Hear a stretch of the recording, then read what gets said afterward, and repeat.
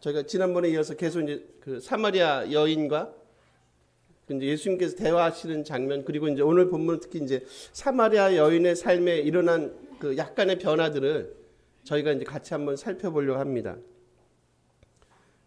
결국 이제 신앙은 그런 것 같아요. 이렇게 결국 이제 뭐 말씀을 통해서 내지는 뭐 찬양을 통해서 아니면 주님과의 어떤 기도를 통해서 우리 삶에 끊임없이 뭔가를 만들어내는 것. 여러분 찬양 가사 너무 좋지 않으세요? 이런 찬양 들을 때마다 어떻게 저걸 저렇게 쓸까? 많이 부족하고 결국 주님만이 완전하십니다는 그런 고백이 있으면 분명히 우리 삶에 뭔가가 일어날 것 같아요. 그러니까 이제 그런 고백이 안 되니까, 그러니까 우리 스스로 이제 홀로 설 수 있다고 생각하니까 이렇게 교만해지고, 뭐 주님 당신이 아니라도 저는 이 땅에 먹고 사는데 크게 문제가 없습니다. 근데 이제 오늘 이제 사마리아 여인이 우리에게 주는 메시지는 주님을 만났던 한 여인이 삶뿐만 아니라 그의 고백이 어떻게 달라지는지를 저희가 한번 살펴보려고 합니다. 그래서 이런 이 여인의 삶의 샘플을 통해서 이게 어떻게 보면 우리가 가야 될, 성도들이 가야 될 삶의 어떤 모델일 수 있겠다라는 것을 다시 한번 저희가 확인하고 살펴봤으면 좋겠습니다. 여러분 28절 한번 읽어보실까요? 요거 같이 한번 읽어보겠습니다. 여자가 물동이를 버려두고 동네로 들어가서 사람. 지금 이 여인이, 사마리아 여인이 취한 행동이 있어요. 지금 뭘 버립니까, 여러분? 물동. 원래 이 여인이 이 야곱의 운에 원래 왔던, 원래 취지는 뭡니까, 여러분? 물 길러 온 거잖아요. 물을 길러 왔는데 지금 이 여인이 물동이를 버려두고 어떻게 합니까? 마을로 들어갔다고 얘기합니다. 무슨 생각이 드십니까, 여러분? 어쨌든 이 물을 통해서 자기의 육체적이나 현실적인 갈증을 해결하려고 이 여인이 물을 들어 이곳에 온 거 아닙니까? 근데 더 이상 자기의 육체나 현실의 갈증을 해결할 수 있는 그 물을 포기했다. 되게 상징적인 어떤 그림을 보여줘요. 즉 그게 뭡니까? 이제 단순히 먹고 마시는 것에 내 삶에 의미가 있는 것이 아니구나. 그리고 지금 이 우물가의 물보다 그녀가 본 건 뭐겠습니까, 여러분? 참된 진정한 물을 발견한 거예요. 그렇지 않습니까? 진정한 물이 누굽니까? 당연히 주님 그분이세요. 뭐예요? 이거는 생수입니다. 생수. 우리 삶에 끊임없이 일주일 후에 물이 떨어지면 다시 오고 한 달 후에, 두 달 후에 다시 와야 되는 그런 수고로움이 필요하지 않은 진정한 생수이신 우리의 연약함을 채워주실 누구를요? 주님 그분을 만난 거예요. 그러니까 이전에 내가 추구했던 것, 육체적인 갈증, 육체적인 뭔가, 그것이 더 이상 내 삶에 필요가 없습니다라는 그런 고백의 어떤 상징적인 행위로 이 여인이 지금 뭐를 버립니까? 물동이를 버리고 마을에 들어가서 그리스도를 고백하는 일들이 정말 이 여인의 삶에 일어나지 않습니까? 한번 여러분 이렇게 질문하고 싶어요. 과연 우리가 지금까지 추구했던 삶의 패턴이 어떤 거냐 물어보고 싶습니다. 저도 마찬가지. 우리가 추구했던 삶의 양태는 어떤 것이, 우리는 뭘 추구하면서 이 땅에 살아왔는가? 왜 우리는 이렇게 많이 성장하지 않는가? 우리는 늘 좀 아이처럼 늘 있는가? 왜 우리는 이 여인처럼 우리가 추구했던 그 물동이를, 우리가 잡았던 그 손에 뭔가를 왜 이 여인처럼 놓지 못하는가? 여러분 생각해 보세요. 사실상 주님과 대화를 했잖아요. 앞에 보면. 근데 여러분 지난번 봤듯이 그렇게 많은 대화를 나누지 않았어요. 그죠? 한번 앞에 쭉 한번 스캔 떠보세요.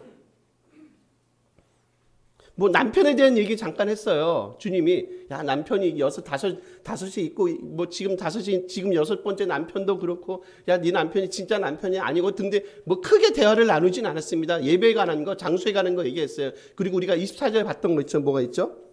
하나님은 영이신 예배하는 자가 영과 진리로 예배할 거라는 메시지로 어떻게 보면 여기 앞에까지 대화가 끝난단 말이에요.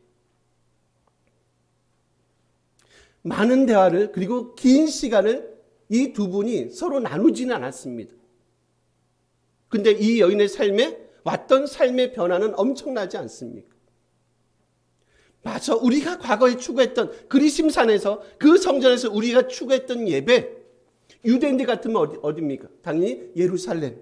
예루살렘 성전에서 우리가 그들이 추구했던 그들의 그 예배가 일단 무슨 예배가 아닙니까? 영과 진리로 드리는 예배가 아닐 수 있겠구나. 진짜 내가 대화하는 이분이야말로 그 예배들, 옛날 예배도 있잖아요. 그리심에서 드렸던 그리고 예루살렘 성전에서 드렸던 그 예배를 대체하시는 진정한 예배의 대상인가 보다. 이 짧은 대화를 통해서 그녀가 발견한 거 이런 거 아닙니까? 그러니까 어떻습니까? 자기가 추구했던 그 삶의 방식을 과감하게 포기하지 않습니까? 여러분 물론 뒤에는 더 이상 언급이 되지 않아요.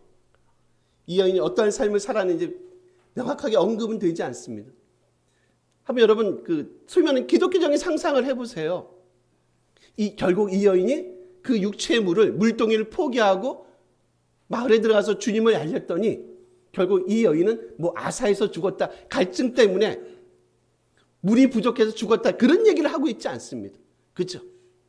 분명히 이 여인은 진정한 생수를 통해서 엄청난 풍요로움과 진정한 구원을 이 여인이 아마도 나머지 인생을 살았을 겁니다. 라는 방식으로 요한이 지금 오늘 본문을 소개하고 있지 않겠습니까? 여러분 기억나십니까? 원숭이 잡는 법 기억나시죠? 구멍에다 뭘 집어넣는다고요?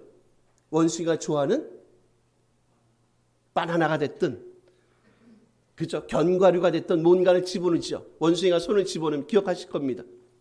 사냥꾼이 나타납니다.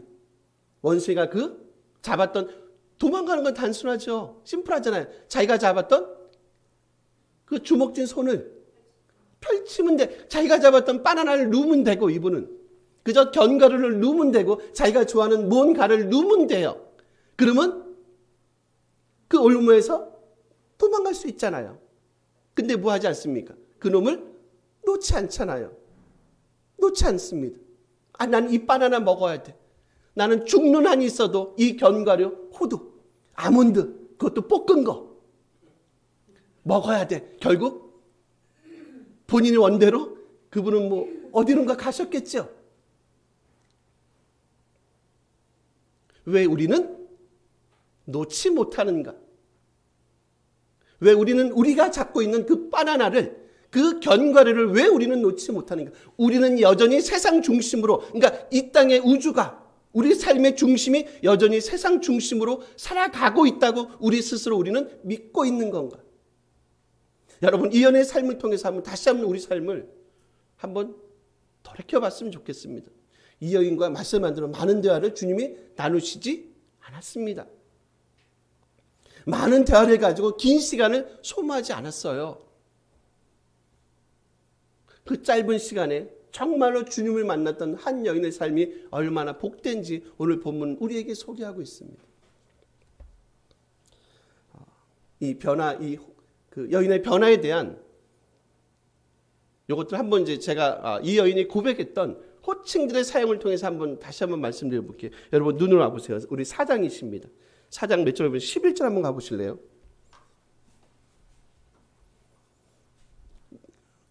읽지 마시고 제 눈으로만 같이 쫓아서 여자가 이르되 주여 물기를 그릇도 없고 이 우물은 깊은데 쭉 나오죠. 찾으셨어요? 여기서 주님은 주여라는 얘기는 그냥 우리가 생각하는 주님 로드 그런 게 아닙니다. 그냥 일반적으로 그 성인 남성에 대한 그냥 평범한 호칭이세요.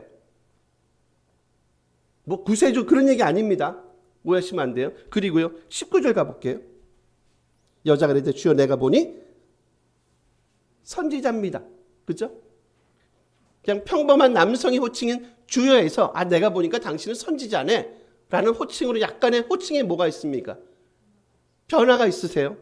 다시 뒤로 한번 다시 가볼게요. 몇 절이시냐면 우리 29절이세요. 오늘 본문입니다. 뒤쪽 가보세요. 내가 말한 사람을 와서 보라. 이는 그리스도가 아니냐라고 얘기해요. 선지자에서 이제 어디로 바뀝니까? 그리스도로 바뀝니다. 마지막이요. 42절. 맨 뒤에 보세요. 그가 참으로 세상의 구주신 줄 알미라 하였더라라고 얘기해요.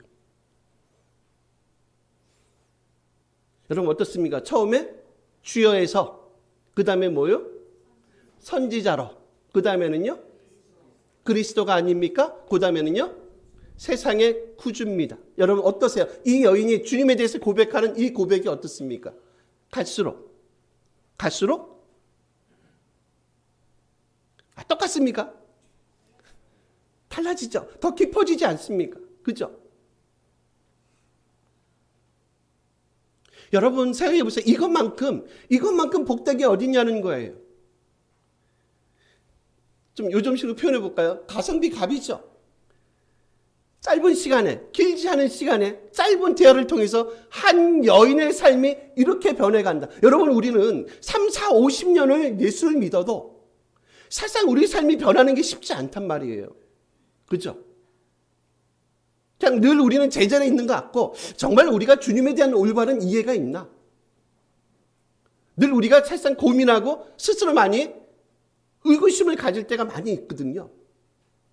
어떻게 보면 우리는 되게 가성비가 없는 신앙생활을 하는지도 모르겠어요. 근데 여러분 보세요. 이 여인의 짧은 이 시간, 짧은 대화, 근데 이 여인의 삶에 믿음의 고백이 점차로 주님에 대한 고백이 어떻다고요? 점차로 깊어져 가고 넓어져 가고 있지 않습니까?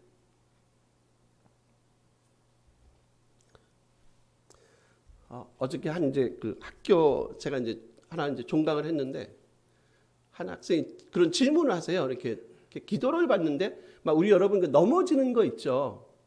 임파테이션이라 그런가요? 뭐 그게 전인가? 이렇게 기도하면 막 영상 그 짧은 영상에도 그런 거 많이 나옵니다. 기도하면 이렇게 넘어지는 거 있잖아요. 그래서 자기도 한번 기도를 받았는데 자기는 넘어지지 않더래요.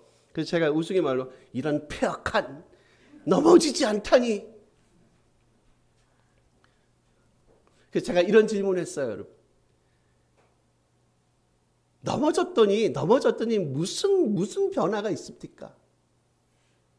여러분 제가 얘기했죠. 이렇게 예수를 믿는 건 사람이 이상해지는 게 아니에요. 제가 요즘 두 가지 크게, 처음에는 한 가지였는데 요즘에 또 한 가지 관심사가 생겨요. 제가 교회론에 관심이 요즘 되게 많아졌어요. 제가 이제 좀 조직신학을 좀 봐야 될 것 같은데 그 다음에 요즘 관심이 많아지는 성령론이에요. 그러니까 성령의 잘못된 이해 때문에 한국 교회가 너무 어지럽고 너무 복잡한 거예요. 지금 이런 거죠. 성령의 역사로 딱 갖다 댔더니 사람이 이건 벌써 한두 해가 된 사건이 아니에요. 제가 남아오게 있을 때부터 벌써 몇 년 전입니다. 30년 전에부터 막 이런 일들이 엄청나게 일어났단 말이에요. 그러면서 하는 얘기가 제가 잘 질문했죠. 넘어졌더니 무슨 삶의 변화가 있습니까? 그래서 제가 이제 죄송하면 영어 한마디 써도 되죠. 제가 잘하는 영어 있잖아요. So what? 그래서 어쨌다는 거냐? 당신이 넘어졌더니 넘어지지 않았더니 그래서 어쨌다는 거냐? 무슨 불편함이, 예수 믿는데 넘어지지 않았더니 예수 믿는데 무슨 불편함이 있더냐? 넘어졌더니 예수를 믿는데 무슨 유익함이 있더냐? 혹시 넘어져 보신, 돌불에 걸려 그런 거 말고요. 기도하면서 혹시 넘어져 보신 분 계세요? 넘어지면서 조심하세요. 넘어지는 건 상관없는데 그러다 주님 만나러 갈 수도 있습니다. 뇌진탕 같은 거 있잖아요. 우스갯말로. 여러분 그게 성령의 역사십니까? 아무 의미 없는 그 일들을 마치 그게 성령의 역사인 것처럼 한국 교회를 강타가 아니라 이전부터 제 말씀 수십 년에 걸쳐 지금도 여전히 막 그 기도받으면서 막 이상한 괴성을 지르면서 막 몸을 부르르 떨면서 여러분 그게 성령의 역사예요. 상식적으로 성령의 역사입니까? 성령은 뭐 하시는 분입니까? 주의 말씀을 기억나게 만드시는 분이에요. 결국 그 얘기는 뭐예요? 주의 말씀을 기억나게 만드시는 분이 성령이다라고 볼 때는 결국 그 얘기는 뭡니까? 우리는 모 중심의 삶을 살아야 된다는 거예요. 말씀 중심의 삶을 왜냐하면 성령께서 그런 일을 하시니까. 너희는 말씀 중심의 삶을 사는 게 맞아. 왜냐하면 이 말씀은 이미 뭐라고 얘기합니까? 완결된 하나님의 계시라고 얘기하잖아요. 그렇죠? 불으로 몸을 떨고 막 괴성을 지르고 하는 게 성령께서 그렇게 일하신다. 제가 아는 성령에 대한 이해는 성령께서 그렇게 일하지 않습니다. 성령은요, 끊임없이 우리가 그리스도 안에 머물도록, 주님을 창조주로 구세주로 고백하도록 늘 우리 삶에 간섭하시고 우리와 함께 텐트를 치시면서 스케노란다라 제가 말씀했어요. 우리와 함께 늘 거하시는 아주 좋으신 분, 되게 인격적이신 분. 여러분 그런 거 보면 되게 오싹하지 않으세요? 파묘 영화 보셨어요? 파묘 영화 저도 안 봤지만 곡성 같은 거 요즘에 왜 그런 게 많이 나오죠? 뭐 오컬트 영화입니까? 왜 이상한 그런 그거 다 뭡니까 여러분? 다 샤머니즘 무당 아닙니까? 이 여인이 만난 주님을 한번 비교해 보세요. 이 여인이 주님을 그렇게 만났습니까? 주님을 만났더니 막 괴함을 지르고 고성을 지르고 막 뒤로 넘어지고 자빠지고 막 그렇게 합니까? 그렇지 않잖아요. 뭐가 달라집니까? 그녀의 신앙 고백이 달라지지 않습니까? 내가 이전에 그냥 단순한 남성으로 봤던 그분이 보니까 뭐예요? 선지자였네. 보니까 선지자도 아니네. 누굽니까? 그리스도였네. 보니까 누굽니까? 이는 세상의 구주셨구나. 라는 고백에까지 이르게 하는 거. 여러분 그거 성령의 역사 아닙니까?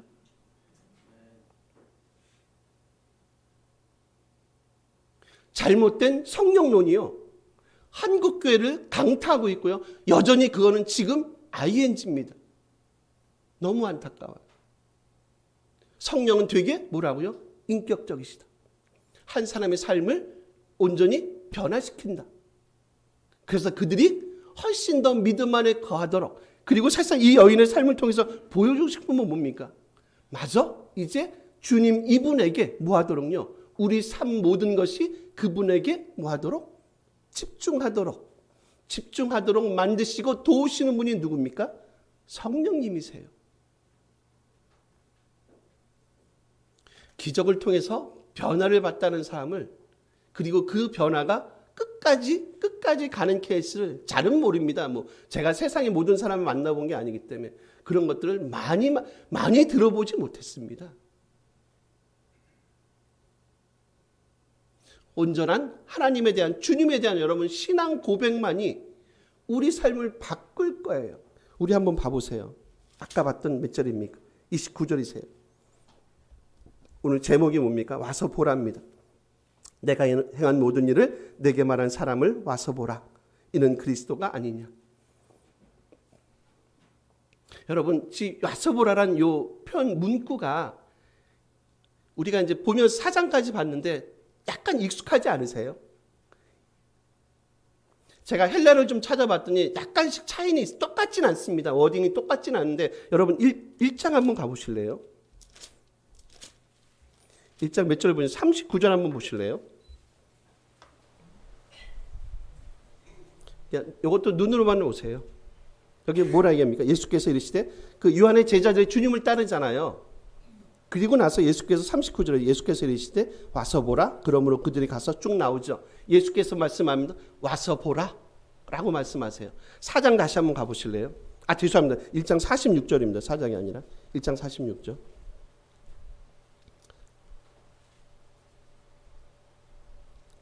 그 나다나엘과 대화 중에 있습니다. 빌립이 그러죠. 맨 뒤쪽이세요. 빌립이 이르되 와서 보라 하시니라고 얘기하죠. 그리고 지금 이 여인의 뭐랍니까? 와서 보라라고 얘기해요. 자기 마을에 들어간 겁니다. 저는 그런 생각이 돼요. 지금 이 사마리아 여인을, 이 사마리아 이 와서 보다는 이 고백을 지금 거의 누구의 수준까지 여러분 격상시키고 있습니까? 주님까지는 가지 마요. 그러면 지금 누구의 위치까지요? 거의 누구요? 빌립이요. 빌립, 제자인 빌립의 위치까지. 지금 이 여인은 누굽니까? 사마리아 여인이에요. 그렇죠? 누구도 관심을 기울이지 않는 여인, 우리가 봤잖아요. 누구도 관심이 없어 했던 그 여인. 근데 드디어 그 여인이 지금 마치 누구처럼요, 마치 주님의 제자 빌립처럼 정말로 온전한 주님에 대한 신앙 고백을 이 여인이 하잖아요. 한번 이럴 수 있죠. 야, 유대인인 너희는 뭐하냐? 사마리아 여인도 이런 고백을, 거의 주님이 했던 그 말씀, 워딩 있잖아요. 빌립이 했던 그 말을 지금 이 여인, 사마리아 여인도 하는데, 너희들 유대인들, 종교 엘리트들, 너희들은 도대체 무엇하고 있냐? 라고 하는, 저는 뭐처럼 느끼냐면 마치 실제 같은 느낌도 드는 거예요. 이제 금방 예수를 만났던 이 여인도 이런 엄청난 신앙 고백을 하는데, 지금까지 수백 년, 수천 년 동안 너희가 믿어왔던 전통들, 너희가 행했던 그런 율법들, 그런 공부들, 그런 것 통해서 너희는 왜 전혀 이런 고백들을 너희 삶에 해내고 있지 못하지? 와서 봤으면 좋겠습니다. 그분이야말로 진정한 누구시라고요?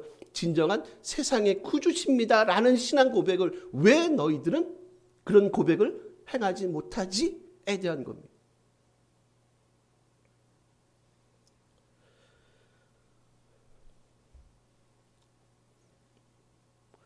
여러분, 우리는 제자로 부르심 받았어요.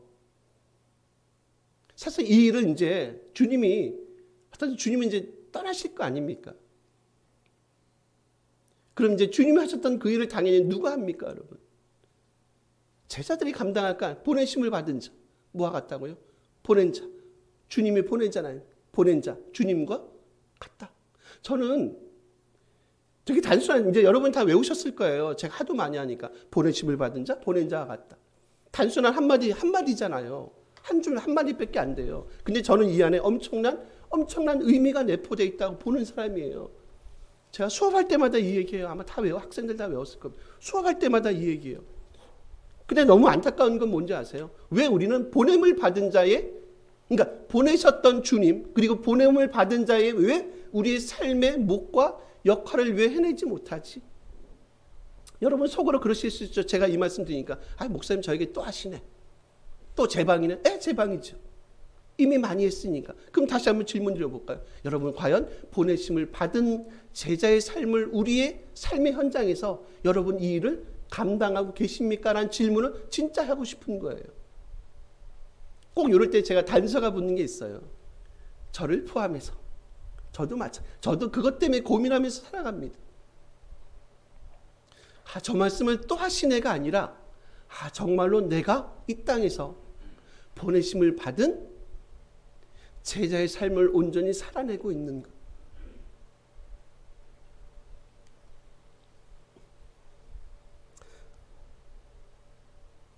우리 34절 한번 가볼까요?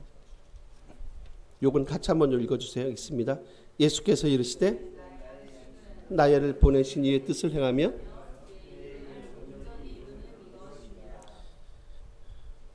예수님을 보내셨던 분이 누구세요? 예수님을 보내셨던 분이 누구죠? 하나님이세요.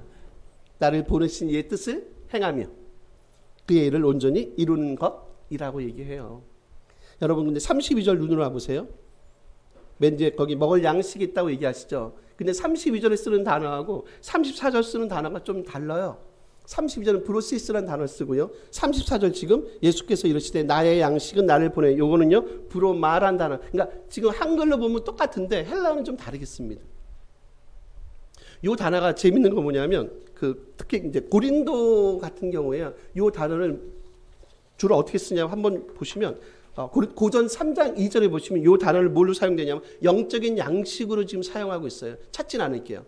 혹시 필요하시면 고린도전서 3장 2절에 있어요. 되게 찾아보세요. 그리고 고린도전서 10장 3절에서는 요 동일한 단어, 브로마란 단어를 뭘로 보면 하늘로부터 오는 기적적인 음식, 만나. 하늘로부터 오는 기적적인 음식으로 지금 요 브로마란 단어를 쓰고 있습니다. 그러니까 요 단어의 원래 근본적인 의미는 어떤 의미가 있냐면 초월적이고 특별한 성질의 양분이라는 의미가 있어요. 그럼 이렇게 정리할 수 있죠. 주님께서 먹는 이 양식은 우리가 먹는 이 물리적인 음식과 뭐한가 다른 겁니다. 특별한 초월적이고 특별한 성질의 양식이에요. 그 특별한 성질의 양식은 뭐겠습니까? 영적이고 하늘로부터 기적적인 음식이에요. 결국 그건 뭐예요? 하나님 아버지의 뜻을 행하면서 그 뜻대로 살아가는 것. 그게 뭐예요? 주님이 먹고 있는 뭐라고요? 양식입니다, 여러분.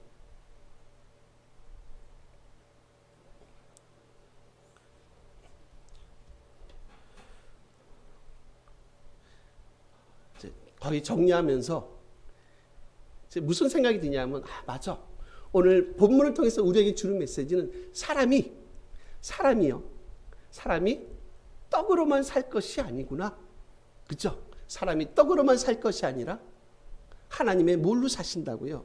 하나님의 말씀으로 살아내는 것. 그랬더니 우리 삶이 훨씬 곤고해지고 궁핍해지고 힘들어지는 것이 아니라 결국 이걸 통해서 훨씬 더 우리 삶이 그리스도 안에서 넉넉함을 경험한단 말이에요. 이게 뭐라고요? 이게 우리의 특별한, 초월적이고 특별한 우리의 양식이 되어야 될 것을 지금 오늘 본문을 통해서 우리에게 말씀하고 있지 않습니까? 여러분, 너희들은 이 땅에 먹고 사는 걸로 떡이나 빵으로만 사는 사람, 그런 존재로 우리가 부르심을 받지 않았다는 거 아닙니까, 여러분? 그렇지 않으세요? 어차피 이 땅의 것 가지고는 우리 삶을 완벽하게 채워줄 수 있는 건 아무것도 없잖아요. 늘 우리는 뭐에 시달립니까? 늘 우리는 상대적인 박탈감에 시달리지 않습니까, 여러분? 그죠? 그러면 세상은 바뀌지 않을 거예요. 세상은 바뀌지 않아요. 늘 우리는 어떻게 보면 이런 삶을 마지막 끝에까지 이런 삶을 살아낼 수밖에 없을 거예요. 그러면 어떻게 해요, 여러분? 우리 상황을 바꾸려면 어떻게 합니까? 만약에 상황이 안 바뀌어지면 어떻게 합니까? 우리 생각을 바꾸는 거죠. 진짜 이런 양식을 구하시는 거예요. 하늘로부터는 초월적이고 특별한 특징을 가진 이 양식을 추구하시는 거죠. 지난주 말씀했잖아요. 사회는 바뀌지 않을 겁니다. 이 시스템은 그대로 갈 겁니다. 그럼 어떻게 우리 환경과 상황을 어떻게 바꾸나? 그렇죠. 우리가 바뀌는 겁니다. 우리 생각이 바뀌는 거예요. 이제 내가 더 이상 이 땅에 속한 음식들로 내 삶을 추구하지 않겠다. 이런 것들로 내가 만족함을 찾지 않겠다. 이 여인이 가졌던 이전에 그 컴플렉스 있잖아요. 많은 남편을 이미 보냈던 이 여인이 가졌던 많은 컴플렉스. 여전히 갈증나는 그녀의 삶. 비록 그것이 그녀의 죄가 아니더라도 여전히 곤고한, 친구 사이에 여전히 왕따의 삶을 살았던 이 여인에게 진짜 빛처럼요, 양식처럼 찾아온 그 예수 그리스도, 그분 안에서 이 여인이 진정한 삶의 평강을 맛보지 않습니까, 여러분?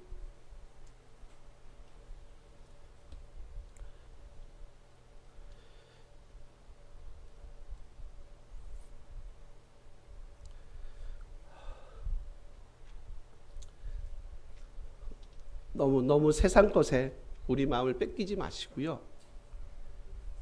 진짜 주님에게로, 본문은 그렇다고요. 주님에게로 우리를 집중하게 만드는 사실상 본문이 오늘 본문입니다. 주님에게 집중하는 그런 복됨과 믿음의 삶이 우리 가운데 있었으면 참 좋겠습니다. 우리 같이 한번 기도했으면 좋겠습니다. 하나님, 저희가 땅에 속한 그 양식을 추구하는 자들이 아니라